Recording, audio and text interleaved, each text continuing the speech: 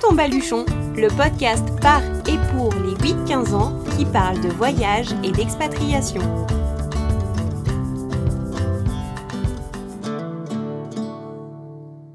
Bonjour à toutes et à tous, c'est reparti pour un tour. Je suis contente de vous retrouver pour vous présenter mes nouveaux invités. Il s'agit de Daphné et de Liam qui voyagent avec leurs parents depuis 2017. Et oui, près de 4 ans sur les routes déjà. Alors, comment font-ils? Où vivent-ils? Je leur ai posé la question. Ils nous parleront de comment ils étudient au quotidien et de leur vision de l'éducation. Accrochez vos ceintures, ça décoiffe. J'ai adoré enregistrer cet épisode et vous l'entendrez, on s'est bien marré avec ces deux enfants, un brin engagés. Je n'en dis pas plus et je vous souhaite une bonne écoute. Prends ton baluchon, ton cahier et ton stylo, nous partons apprendre du monde qui nous entoure. Bonjour à tous les deux. Dans un premier temps, je vais vous laisser vous présenter, me dire qui vous êtes, ce que vous faites, où vous vous trouvez en ce moment. Bonjour, je m'appelle Daphné, j'ai 10 ans et demi et je suis vers Montagnac. On est dans le sud. Je m'appelle Liam, j'ai 8 ans, j'ai fêté mon anniversaire le 10 décembre et je suis partie en voyage, j'avais 4 ans et j'adore le voyage. D'accord. Justement, dans la présentation, j'ai dit que vous étiez sur les routes depuis plus de 3 ans. Est-ce que vous pouvez nous en dire plus? Comment ça se passe de voyager depuis 3 ans? Voyager depuis 3 ans, c'est chouette. J'aime bien voyager. J'adore les moments où on partage tous notre amour avec mes parents et Daphné. En ce moment, on visite pas trop, mais au début, on visitait beaucoup de choses. Et c'est cool comme mode de vie parce que t'es pas souvent dans le même spot. Et donc ça, c'est un mode de vie cool. Comment vous vivez? Vous vivez dans quoi? Vous vous déplacez comment? On vit dans un camping-car et on se déplace comme si c'était une voiture, mais en forme de maison. Il s'appelle Tadam, c'est avec lui qu'on vit depuis 3 ans et demi en camping-car et c'est à lui qu'on donne toutes nos affaires et qu'on roule sur les routes d'Europe. On vit dans un petit espace mais en grand, puis tout notre jardin c'est la planète. Ah, ça c'est une belle vision. C'est quoi les avantages de voyager en camping-car? C'est qu'on a un plus grand espace qu'en tente, mais en fait c'est pareil, puis que c'est aussi notre jardin c'est la terre. Donc et aussi c'est qu'on a de la place pour stocker des choses et aussi qu'on peut tous être dans le même espace et comme ça l'amour s'échappe pas. Oh, c'est trop mignon. Et alors, comment vous choisissez vos destinations? Est-ce que c'est toujours à l'étranger? Est-ce que vous visitez aussi la France? Qui c'est qui choisit? Et c'est nos parents et ils nous demandent notre avis des fois. J'aime bien être en France parce que il y a beaucoup d'amis qui sont pas en voyage et il y a les grands-parents, mais j'aime bien être aussi dans l'Europe, mais pas tout le temps. On sait jamais ce qu'on va faire le lendemain.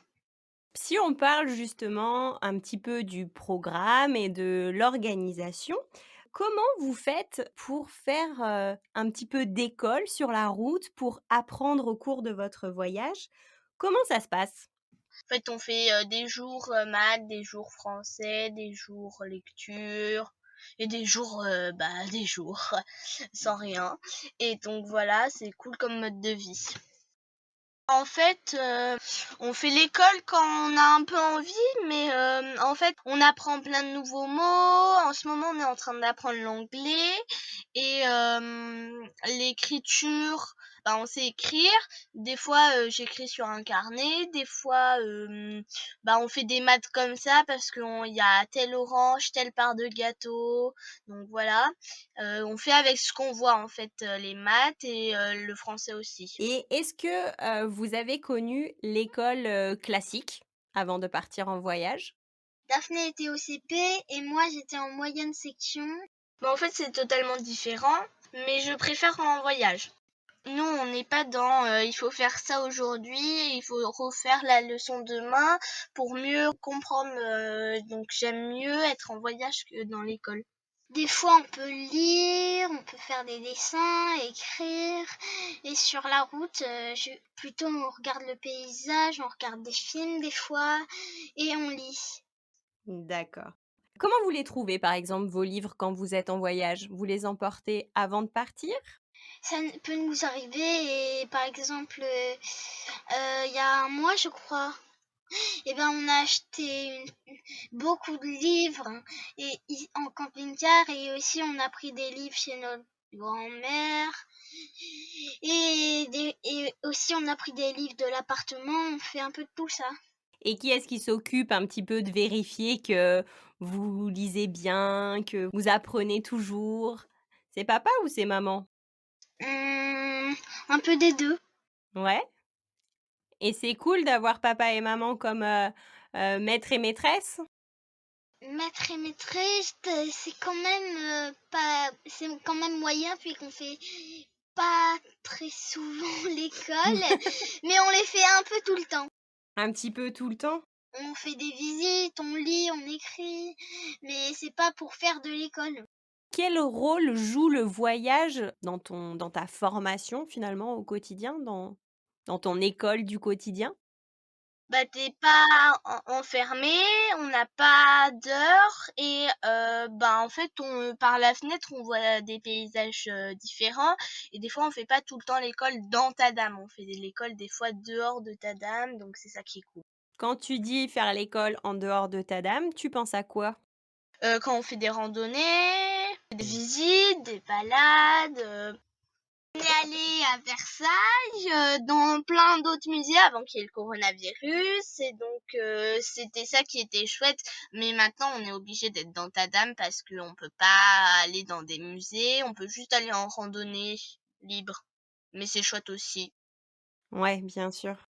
Quand, tu parles des musées, Daphné, est-ce que tu penses, enfin, dans ce que tu dis, ça me renvoie l'idée que, ça rend un petit peu plus concrètes les choses que tu apprends, c'est ça? Est-ce que ça te permet de mieux comprendre, par exemple, l'histoire ou des choses comme ça? Oui, par exemple, à Versailles, si j'étais dans une classe et qu'on me disait, Louis XIV, il avait vécu à Versailles et voilà. Ben, en fait, je suis allée dans les grands jardins, je suis allée voir sa chambre, donc c'est beaucoup mieux pour moi d'imprimer les images que de qu'on me dise, en fait. Et plus facile, parce que, par exemple, on me dit Versailles: «Ah d'accord, je suis allée dans sa chambre». Ouais, tout le monde n'a pas la chance d'ailleurs d'être allé, dans la chambre, De Louis XIV, oui. et quand même, Ouais. c'est quand même, la classe. Ah, il y avait plus que d'adultes que, d'enfants, ouais. Et ça, toi, tu en penses quoi? Qu'il y ait finalement peu d'enfants au musée? Bah, c'est un peu nul parce que, avec le coronavirus, on peut plus faire de sorties scolaires, mais ça devrait être mieux qu'on fasse des sorties scolaires à l'école que qu'on reste dans la classe et qu'on montre une pauvre photo. Ça, c'est dit. Mais moi, je suis complètement d'accord avec toi. Et d'ailleurs, en parlant de ça, je crois que tu es allée à Verdun et que ça t'a profondément marqué. En fait, on est allé dans les tranchées et c'est ouf d'aller dans l dans l'endroit où ils ont vécu pendant, 4 ans et à se dire, ils vivaient dans la boue, dans la gadoue et grâce à eux, aujourd'hui, on est libre un peu. C'était incroyable parce que, on se dit: «Il y a des gens, ils sont morts là». Je suis allée dans le cimetière, ça a fait pleurer, maman, moi, Liliane et pas trop papa parce que, voilà, il met pas trop ses émotions en valeur. Mais bon, c'est autre chose. Et en plus, ça, tu es jeune pour avoir abordé, déjà la Première Guerre mondiale. Ça veut dire que finalement le voyage, ça te permet d'apprendre encore plus de choses que, si tu suivais le programme de l'école classique. Voilà et en fait, on a déjà abordé la Deuxième Guerre mondiale aussi donc ça c'est 5e, 6e que tu apprends ça. Plus encore. Et pour toi, c'est important, alors en étant une grande voyageuse déjà pour ton âge, c'est important de savoir, tout ce qui s'est passé avant, comment l'histoire, l'héritage?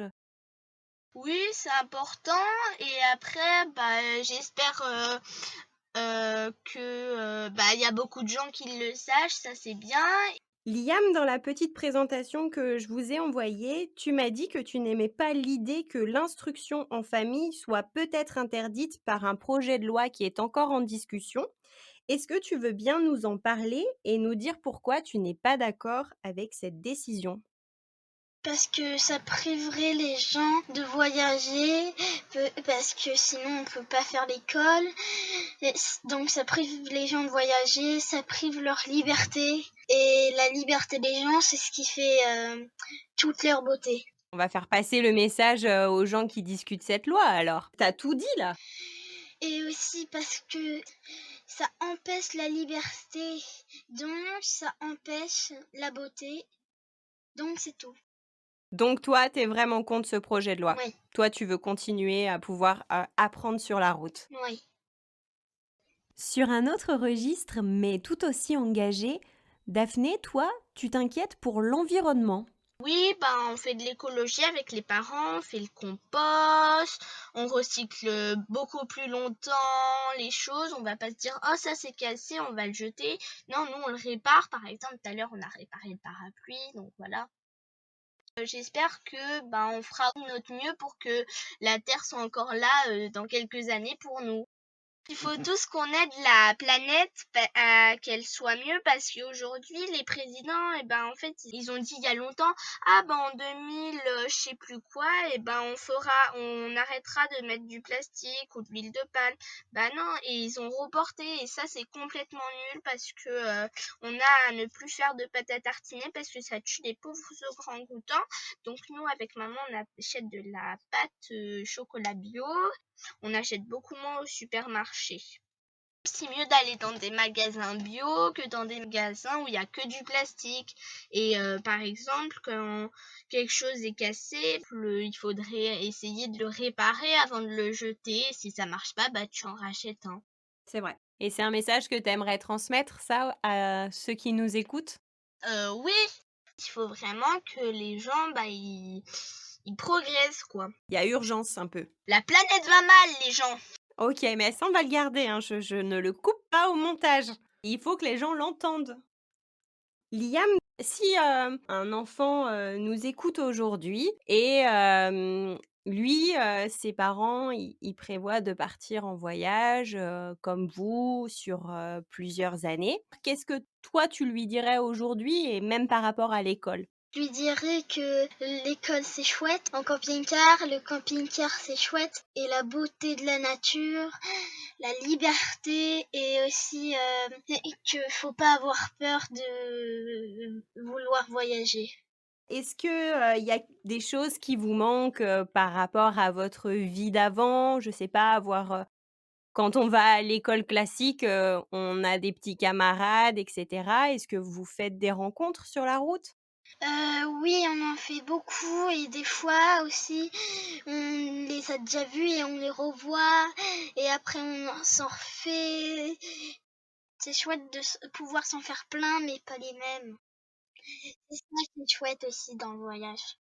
Est-ce que vous avez, visité des écoles un petit peu dans le monde durant vos voyages? En fait, une fois, on faisait un travail qu'un copain nous avait confié en Tunisie. On devait aller chercher des dessins pour les envoyer à une école en Tunisie et ceux qui font dans l'école de la Tunisie, ils font des dessins et ils écrivent le nom où ils veulent que ça s'envoie et nous, on a pris les dessins de la Tunisie, on les a mis dans une école. C'était une école d'un père d'un copain qu'on a rencontré sur le ferry. D'accord. Oui, mais je crois que j'ai vu, une petite vidéo, j'ai regardé sur votre chaîne. C'est le projet Educarté, c'est ça? Oui, projet Éducarté.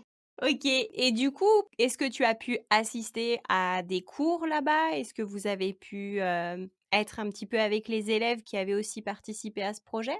Oui, et aussi on s'est fait plein de copains là-bas, mais on les a pas revus.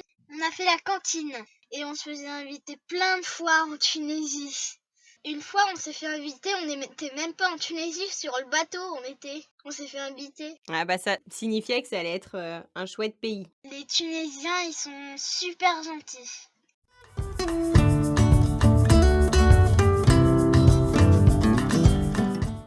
Avec ces derniers mots, Liam vient de vous présenter le prochain épisode. En effet, après avoir parlé de leur vie nomade et de l'école sur les routes, Daphné et son petit frère nous présenteront la Tunisie, qui est un de leurs pays coup de cœur. Un épisode qui promet d'être coloré à leur image. J'espère que vous avez apprécié ce nouvel épisode. Si c'est le cas, pensez à me laisser un petit commentaire, un avis sur iTunes ou encore partagez-le au maximum autour de vous. Prends ton baluchon, c'est le podcast les 2e et 4e mercredis de chaque mois, mais aussi une newsletter tous les 15 jours, les retranscriptions des épisodes sur le site prendtonbaluchon.fr et bien sûr un compte Instagram et une page Facebook. Vous pouvez donc suivre toutes les actualités du podcast sur plein de supports différents. Et n'oubliez pas que le podcast est toujours disponible sur la web radio Allô la planète. On se dit à très vite pour une nouvelle dose d'évasion.